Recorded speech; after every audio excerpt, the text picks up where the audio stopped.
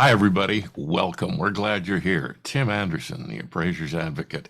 This is another interview with one of the movers and shakers in the residential real estate appraisal industry. As you can see on this other screen, that smiling face from Michigan, this is Mr. Marty Wagar. Now, Marty's our guest today for a number of reasons, most of which are his qualifications, his extensive resume, and the fact that he's been involved in every part of the business. So, Marty, please go ahead. Take a couple of minutes to tell us about yourself. Thanks, Tim. I actually started in the business in the mid '70s when Fannie Mae was in its infancy, but they were getting started. Worked for quite a while. Excuse me, just doing real estate appraisals. Did spent 10 years doing commercial, and then went back to residential. Later on in my career, I was hired to be a chief appraiser for a large residential mortgage company, and then got involved from there with an AMC. I began the AMC in the days when AMCs were first created. Took the AMC, and in 3 years ended up partnering with Michigan Association of Realtors. We did that, and that was a success. So I've had experience in all forms of the appraising process, and I'm involved with NAA. Excuse me. I'm involved with NAR. Been involved with NAR for probably 10 or 15 years on various committees. So I do. I still do on a limited basis. I have a couple of clients. I do UR/AR work. So I do what the majority of our membership does on a daily basis. So, Marty, basically what you're saying is you're a boots on the ground appraiser. So, thank you for all of your service so far. Now, Marty, a couple of things. You are a state certified residential real estate appraiser in how many states? 2 states. Thank you for mentioning that: Florida and Michigan. Florida and Michigan. Okay. And then in Michigan, you are a licensed real estate broker. Is that correct? Yes, I am. I'm dating myself, but this was back when before licensing, when in order to appraise, at least in Michigan, you had to have a broker's license, and I've just never gotten rid of it. Yeah, it was the same in Florida, although I let my broker's license go. And one more thing, I told Marty I was going to say this, so this is no surprise, but Marty is too humble to mention that earlier in 2022 at NAA's national meeting in Charleston, he received the National Association of Appraisers Appraiser of the Year award. So Marty has a long and varied pedigree in real estate appraisal, and I won't tell you how long it is, but just so you'll know, we were born the same year. Anyway. Yes, we were, and I appreciate you mentioning it. I did neglect to do to say as well. I did spend 3 years on the Michigan Appraisal Board, which was if there was a part of this industry I haven't touched, I don't know what it is. I've looked at it from been involved in it from all different aspects. So and it's been very good to me, and that's why I give back. So Marty, thank you. Now let's talk about some of that experience that you've had. Now, you and I have had various conversations off the air. You and I were both on NAA's ad hoc committee on bias. So you know what's going on. Why don't you give us your feelings on that? Why don't you bring us up to speed on that? Why don't you tell us where you think this is going and what the results are going to be? it's a deep subject. I'll say to start with, in my however many years we don't want to mention, I've been in the business. I don't think I have ever. Probably every 5 or 10 years, we were told by someone as an industry that we're doomed, that things were going away. We were going to, we were challenged.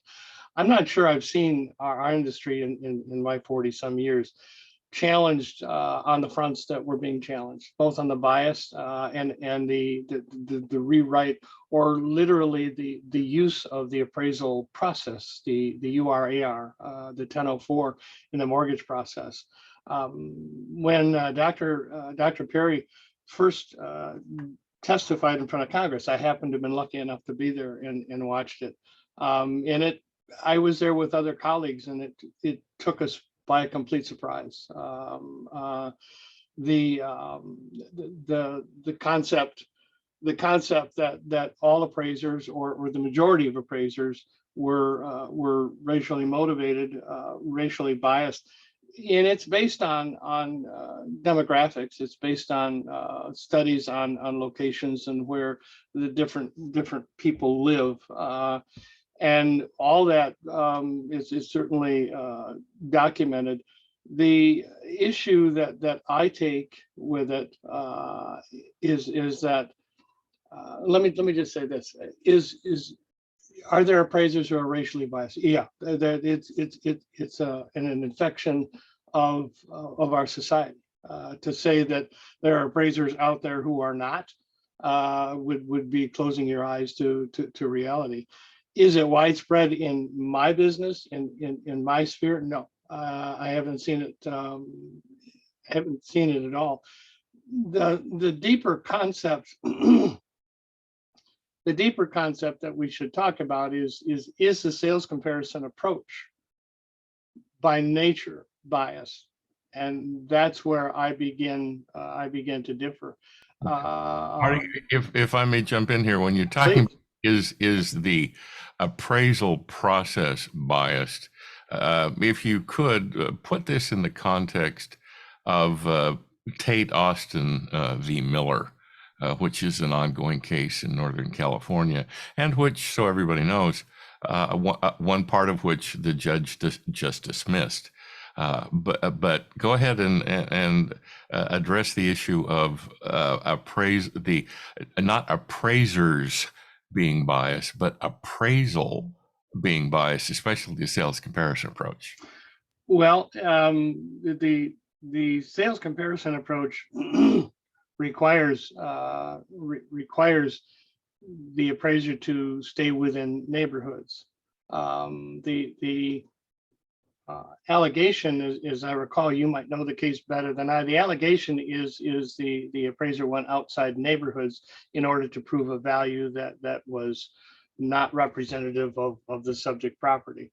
Fannie Mae, Freddie Mac, FHA, VA all require the appraiser to make selections of comparables within a like and similar neighborhood. The case that you're talking about alleges that didn't happen. My biggest problem with not only that case, but a lot of the cases is I haven't seen a review of the appraisal report done by another appraiser. In other words, it might be wrong. The appraisal might be low and the other appraisal might be right. One might be right. Well, right. One might be more correct, more credible than the other. But I reviewed enough reports in the last 5 years in working, starting the AMC and working for the mortgage person that I did. I have seen enough reports, biased or not biased, they were just wrong. They were way wrong. So I would like to see the appraisals go through another process. In other words, let's have another appraiser, who's familiar, geographically competent with the area, to take a look at it. I haven't seen or read the appraisal. Okay, you mentioning of accurate versus inaccurate, or right versus wrong. Put your state regulator hat back on. Back when you were on the Michigan board, in that capacity, did the board look at an appraisal report from the standpoint of right or wrong, or did it look at an appraisal report from a standpoint of did the appraisal behind the report meet standard 1, and then did the report itself meet standard 2? Absolutely right. One of the issues that we always had is trying not to decide if the appraisal was too high or too low. Unless you're geographically competent in the area, you need to go get the expertise to find out if the number is credible or not credible. The report is read like any reviewer. The report is read for credibility. Do the comps exist? Are they there? Whether in fact, one of the biggest mistakes I made in my first month as working for an AMC is I called an appraiser and I said, I'd like to send you some comparables. And he said, I'm going to stop you right there, Marty. And I said, why is that? He says, I determine if they're comparable, not you. You're the AMC. You can send me some sales, but you're not going to send me comparables. I will tell you whether they are or not. On the board, that's what we tried to do. If we had a serious issue that the report wasn't credible, that the sales comparison said 255, 265, 275, and market value was 300, that was a problem. That there's no credibility, that the appraisal lost credibility. If we were concerned what it was worth, you would go out and hire another appraisal company. So even on the state board, assuming that the appraised value of the property was not the prime issue, you look solely at the credibility of the appraisal and then the non-misleading aspect of the report itself, correct? Well, and certainly the only thing you could say as a regulator is standard one is a failure because it didn't develop the value, but it doesn't say what the value is supposed to be. And one of my favorite expressions when I used to when I teach review work is that I'll go back to my very first discussion with an underwriter for the company that I work for, the chief underwriter. She says, Marty, great, we can now have an appraisal department. I'm so happy. I need you to send you this, and I need you to ask, is it really worth this? And my commenter is, I have no idea. This is in Tennessee. I'm not competent in Tennessee. She says, no, you can tell me what this is worth. And I said, I don't know what the property is worth, but I can tell you if the report is credible. Does it make sense? Does it support itself, and is it represented in the right way? And that's the best we can do as under that scope of work for review. Is the report believable? A lot of appraisers, a lot of those who design the forms with the little check boxes that say, do you agree with the value? If you opine at all to value one way or the other, you are doing an appraisal. You better be geographically competent. So I assume Florida does the same thing. I've not been involved in Florida, but when you turn in a report there, we never sent one out that said this was underappraised or overappraised. It was, does it conform to standard one and standard two? Yeah, that in Florida, I've studied the Florida board's decisions, and I find Florida to be very firm but very fair. And yeah, that's what they look at. Did the appraisal conform to standard one, and did the report conform to standard two? Mm-hmm. Speaking, you mentioned the 1004 form. That is under redesign, although we may not see it until 2026. But yeah. That is, if then, it's under redesign. Now, you and I have spoken about this previously, and I know you want to be politically correct. Can you tell us, without resorting to swear words, some of your conclusions relative to the redesign of the 1004 form? Again, there are certain things that you can't share with us because they are confidential, but what you can share with us, if you would please, that'd be great. I have seen copies just like anyone else has. I don't have any copies of where they're going and what they're doing. There are some very good things that I see. And I certainly agree that do we need re-engineering? Do we need the process to change? And absolutely we do with the cloud, with everything that we have, the technologies we have today. We do need to modernize. The very first concept that Fannie Mae made when they started this was, and I hope I'm not stepping on anyone's toes, but I'm drawing this as a conclusion. I've heard Bob Murphy, even when they first started, and Bob was in charge of collateral for Fannie. He's retired now, but talk about our thrust is going to be risk. We are going to do risk-based lending, and that makes sense. There are appraisers like me. You walk into the property, the homeowner says, "I have no idea why you're here. This property's been paid for. The state equalized value is 185,000, and in Michigan that means it's probably worth over 3. I'm borrowing 50,000.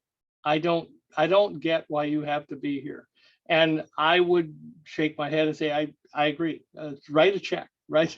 You don't need me. And that's what Fannie Mae was beginning to look at and say risk-based. Okay, so what apparently they're doing is designing an appraisal process that's based on risk. If it's low risk, they might not have an appraisal at all. If it's up another click, they might have a desktop done. Or if it's up another click, they might have a hybrid done. And if it's a 97% with all the other things scoring low on whatever waterfall they have, they might get a full 1004 appraisal.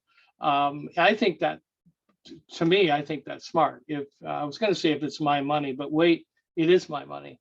In the days before 2007-8, Fannie was not owned by the government. We now have a secondary mortgage market that's entirely owned by the federal government, and that's personally troublesome to me. Anyway, I digress. The concept of risk-based lending, I think is I think makes sense. They just have to decide how to do it. I think the form that I have been looking at is cloud-based. The concept of it being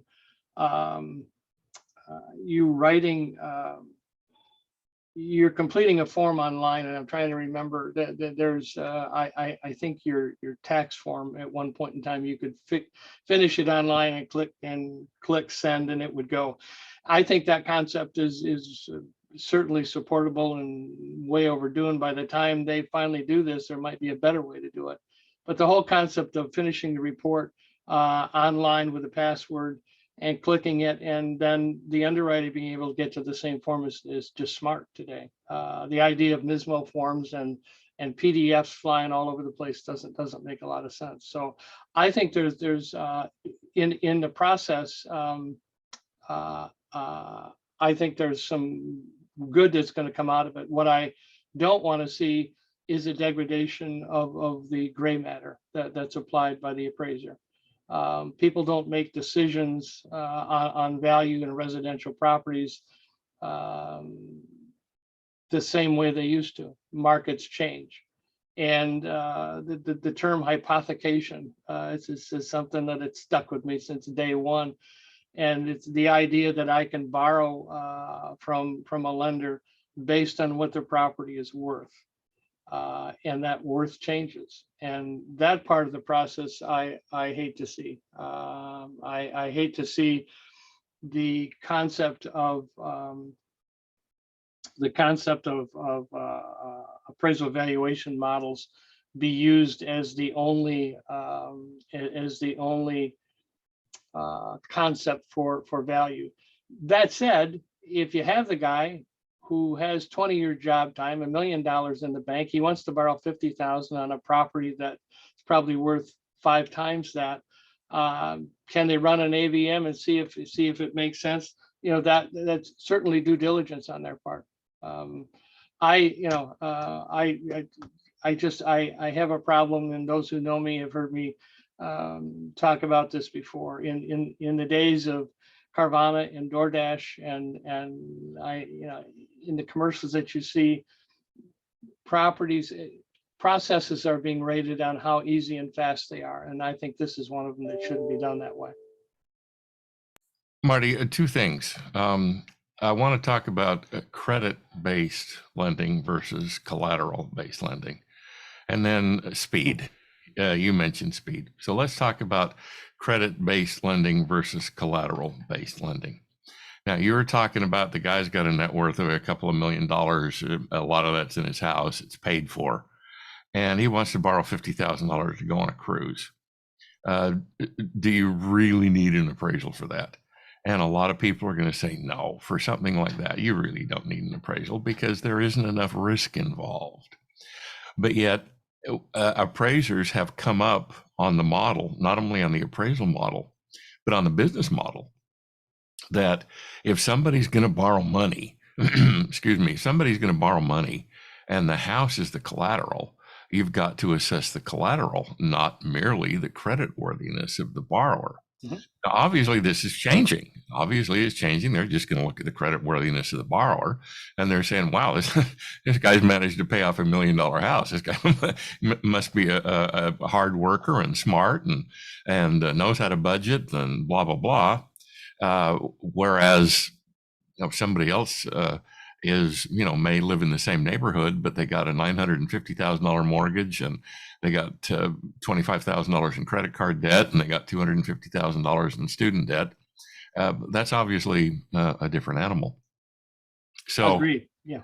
Given the fact that we are shifting away from collateral-based lending, which requires an appraisal, to credit-based lending, which doesn't require an appraisal, peer into the fog of your crystal ball and tell us where you think that is going. Crystal balls are great. I'm going to rely partially on my experience in the 90s when we were fully credit-based lending. They really didn't care. If you got a mortgage based on the numbers, and certainly after the fall in 07, 08, we went to probably more toward collateral-based lending. I personally think it's a blend of both. But that said, when you look at society today and the need for speed, the need for the reliance only on technology, and technology can do it so fast. You go in at 10 o'clock and you have your money by 2 o'clock. When you stop considering the collateral, I agree with you. You could have property, and I remember this in the commercial business, in the commercial appraising business, when mortgages were made on commercial properties that turned out to be contaminated sites. So regardless of what the property was worth, they just took on $6 million worth of cleanup. Had they lent on that based on nothing but nothing but worth, that would have been an issue. I just don't know how they're going to do it. I don't know how you can safely backstop mortgages without knowing at least what the collateral is. So I think it's, my personal opinion is it's a blend of both. And okay, now you also mentioned the need for speed, and we have talked off camera about AMCs that are quite proud to tout the fact that from the time the appraisal hit the appraiser's queue until the appraisal came back, it was 6.5 hours. Now, clearly, there are cookie cutter appraisals out there in cookie cutter subdivisions in which that is theoretically possible. But in getting the point where you can walk into the bank at 8 o'clock and walk out at noon with your check, let's talk about that on many levels. Is that a degradation of lending? Is that a degradation of appraisal? Is that a nullification of the need for an appraisal? And again, you at one time you owned an AMC.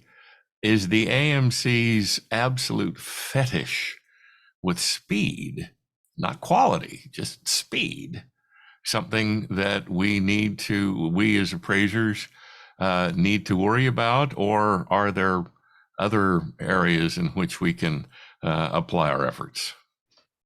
Interesting. My intimacy with my own AMC and being an appraiser was an eye opener to see what happened. And the reason I started the AMC was I wanted to see the selection of appraisers be made based on their knowledge, their competency, the time in the business, geographic location, and certainly turn time. When I started the AMC, there were AMCs who were touting themselves as being able to get it done. Get it done quickly. We distributed in Ohio, I remember, and I got a call as chief appraiser. We got an application back, and it was an Ohio appraiser, and where it said counties covered, it said Southern Ohio. And I'm an appraiser, so owning the AMC as an appraiser, I'm thinking that's impossible. You can't possibly do that. So I decided to make a point and call him.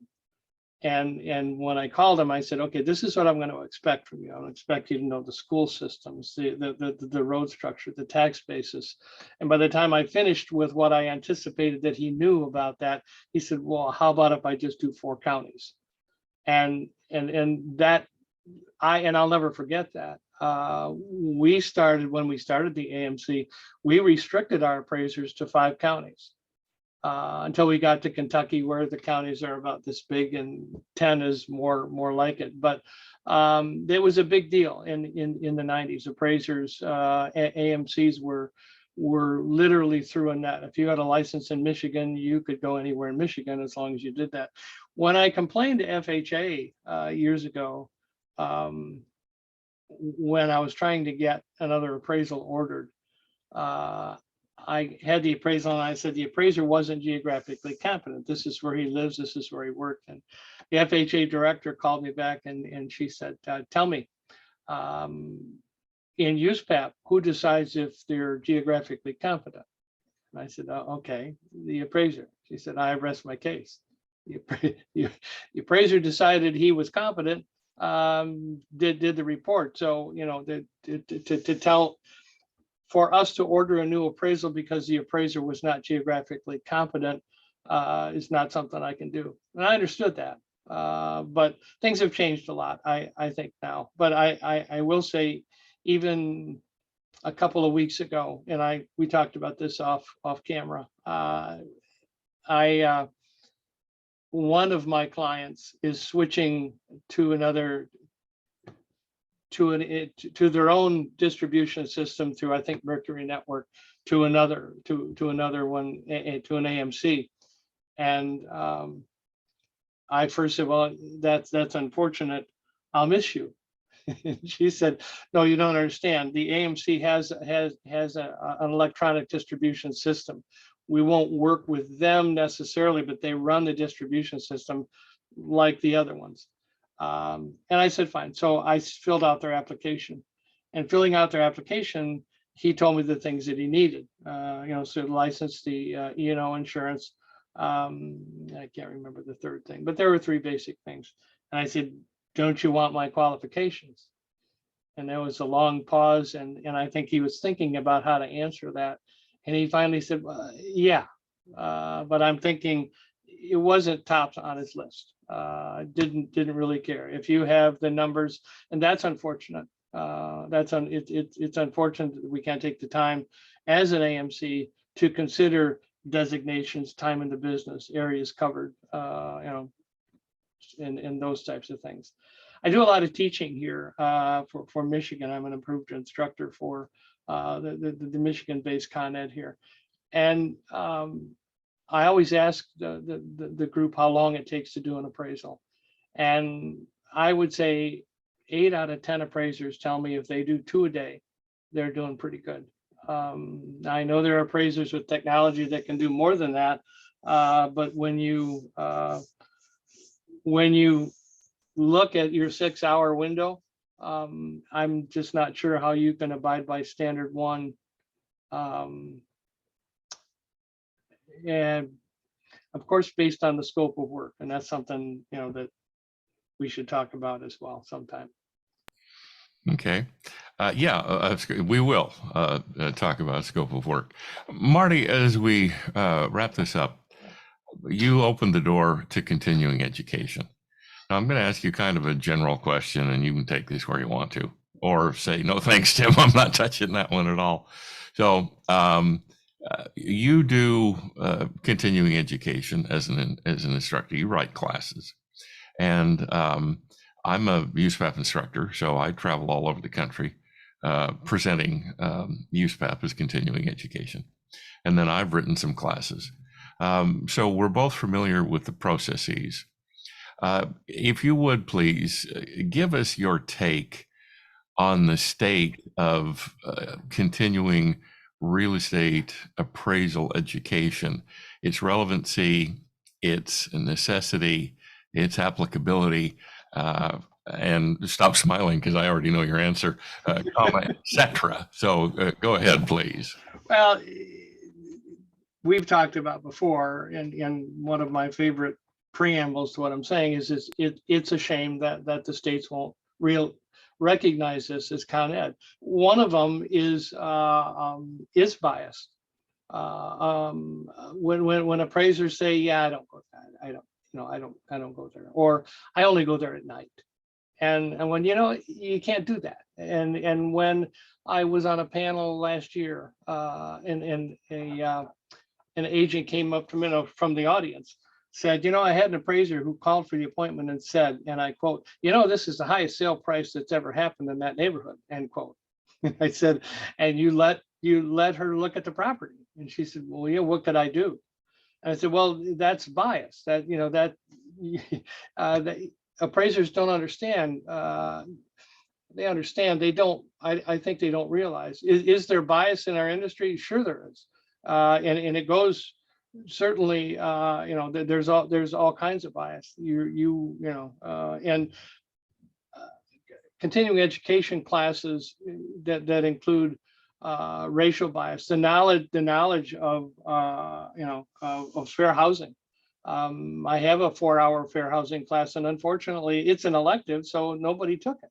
And to know here Megan's Law and all the different things that happen, it's that kind of thing has not been taught, and hopefully that will change. I'm hoping what comes out of the PAVE task force is going to be a rewrite, not a rewrite, a necessity for appraisers to take education, mandatory education on fair housing, on bias. Bedside manner. In other words, what you can say to someone, what you can't say to someone. The last appraisal class that I wrote is just abiding by the 14 points of USPAP. And when you talk about that to appraisers, it strikes fear in their hearts. You mean 14 points? You mean there's 14 things I have to consider?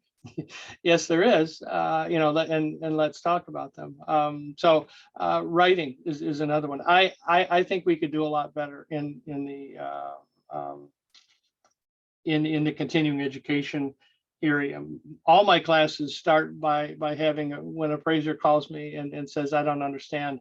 I'm not going to do a desktop. I'm not going to do a hybrid." I'm going, "Well, did you read the certification? Did you read the scope of work? Did you read what's expected of you? Can you do it? Can you not do it?" And I wrote 2 classes on that, which got approved right away. But I don't think there's enough being. I see so many repeat classes, and that's kind of a shame. So I could go on, but I won't. Appraisers, the vast majority of appraisers, they just want to do what's right. They just, and some of the mistakes they make in the way they act and who they talk to are out of ignorance. They're not out of they're not out of spite for anyone or not knowing. There are appraisers who feel they just can't be wrong, and that's unfortunate. One of the first things you learn as an appraiser is, could I be wrong? And the answer is yes, you could. So when you get a reconsideration of value, please don't shove it in the desk drawer. Could you have made a mistake? And the answer to that is yeah. The best people, the best business is always judged by not by how well they did in good times. It's how did you if you screwed up, how did you fix your mistake? and that's a big deal. That appraisers are the same way. But as we wrap this up, my mentor, my boss took me in, and I remember my second year, end of my first year, I went in and I said, Bill, I don't know how I'm going to ever make a living only doing 2 of these a day. And he looked up at me and he said, if you're concerned about how many of these you're going to do a day instead of how well you're going to do them, you can leave now. And that stuck with me for years. And we have a lot of appraisers out there whose litmus test is how many I can do, not how well I can do them. I remember reading a area analysis that I wrote, but I read it, I learned it from someone, so I'm not taking credit for it. But his comment to me was, you mean you go into that much depth? I'm going, it was 4 lines. But his was the same in almost every report. And that's what we need to get away from. And that's what Con Ed needs to be. Yeah, we'll chat another time about generic appraisals. Marty, I want to thank you. I appreciate it. Thank you very much. We appreciate your expertise, your time, your effort, all the time you give to real estate appraisal, literally throughout the country. And I personally appreciate that, and I'm grateful for it. Before we go, anything else we need to know? Don't ask. No. I think probably the biggest point, and I think we covered it once, and I'll have to say it again, is regard to bias. Is there bias in our industry on a scale that's affecting value? And my answer is I don't believe there is. But the concept, I think it exists. Yes. The concept that the sales comparison approach and the concept of neighborhood makes up what we define as value. And what my colleagues and I have said, if we're going to loan on something other than market value, just tell me what it is. The concept of staying within the neighborhood is a Fannie Mae directive, that concept has been with us since the creation of since Plymouth, Plymouth Rock, or since we started. Neighborhoods have evolved. I'm not sure how we do that, but the concept of loaning based on value is at the crux of it all, and it's a difficult issue. I would be happy to get involved in it wherever I can. Marty, thank you. We appreciate it. Marty Wagar, everybody. Marty, again, we're glad you're here. Thanks for your expertise.